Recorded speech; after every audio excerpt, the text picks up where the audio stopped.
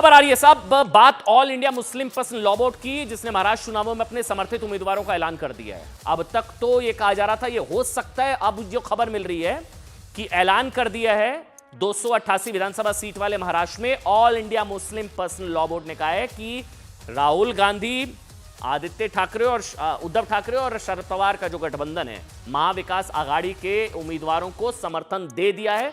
All India Muslim personal law board ने, प्रवक्ता सज्जाद नुमानी ने कहा कि उनकी टीम ने 1 महीने के सर्वे के बाद समर्थित उम्मीदवारों की लिस्ट बनाई है। सुनाते हैं आपको सज्जाद नुमानी। याद करिएगा, बीजेपी इसे ही वोट जिहाद का नाम दे रही थी कि इस तरह के फतवे निकलते हैं, हिंदुओं को एकजुट करने की बात होती है तो वो तो सांप्रदायिक बंटवारा हो जाता है, लेकिन इस तरह के जब फतवे या अपील, कथित फतवे या अपील आती है जिसको बीजेपी वोट जिहाद का नाम देती है, उसमें किसी को कोई आपत्ति नहीं आती कि मुसलमान संगठित होकर इनको वोट करे, उसमें किसी को कोई आपत्ति नजर नहीं आती। सुनिए नुमानी को।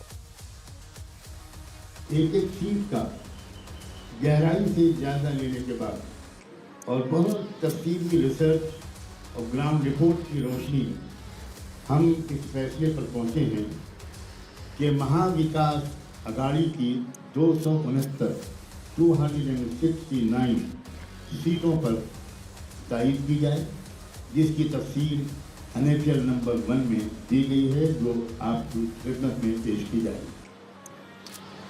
महाविकास आघाड़ी के अलावा हमने चंद सीटों पर दूसरी पार्टियों के कैंडिडेट्स की भी तायीद करने का फैसला किया है, जिसकी तफसील एनएफएल नंबर 2 में मौजूद है, जो आपको इंशाअल्लाह दिया जाएगा। ये पहली बार नहीं है, इससे पहले नुमानी जी की तरफ से कहा गया था कि ये अगर मुस्लिम उम्मीदवारों को इस तरह से टिकट दी जाती है तो हम अपना समर्थन कर देंगे। उस वक्त बीजेपी ने इसको वोट जिहाद का नाम दिया था कि ये वोट फतवा है, फतवे जारी हो रहे हैं मुसलमान उम्मीदवारों और मुसलमानों को एकजुट करके एमवीए के पक्ष में वोट देने के लिए। ये वोट जिहाद है, वोट फतवा है। पहले का बयान और अब का बयान दोनों के एक साथ सुनिए नुमानी जी का।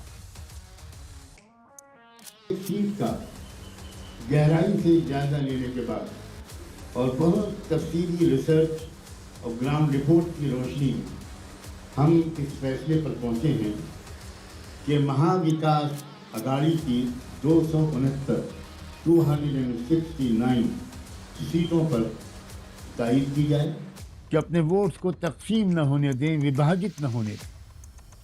बहुत से कैंडिडेट खड़े किए जा रहे हैं, डमी कैंडिडेट्स हैं।